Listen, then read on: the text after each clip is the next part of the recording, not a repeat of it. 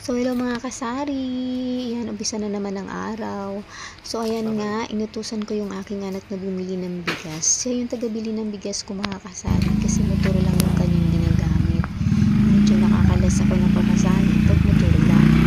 So, ayan, siya yung aking inaasahan dito sa tindahan mga kasari kasi siya lang yung marunong magmotor. So, siya yung magbubuhat. Ang laki ba naman ng katawan ng anak ko. So, eto naman ako mga kasari. Busy ako sa kaka-order online. So, kasi wala na akong time minsan pumunta. So, online na lang ako umu-order. So, ayan. Dumating na ang aking in-order na soft drinks. So, may bayad pala yung delivery namin mga kasari. 10 pesos lang naman yung charge ng delivery. So, hindi na siya masyadong mahal. So, mas okay kaysa ako ang pumunta dun. Ang mahal ng pamasahe, 80 pesos.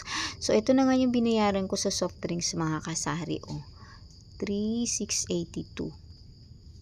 So, ayan. Pagkadating naman ng in-order ko, ayan, magde-display na naman ako. Ganito ka-busy ang may tindahan mga kasari. Kasi, pag hindi ko yan i-display kaagad, matitengga na naman yan ng ilang araw.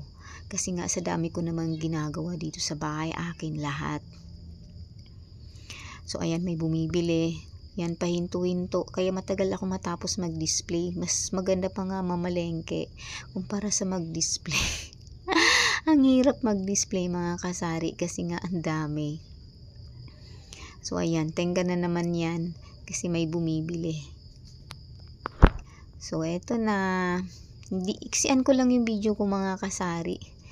Kasi, alam nyo na, busy ang lola. Ayan, eto yung benta ko ngayong araw na to.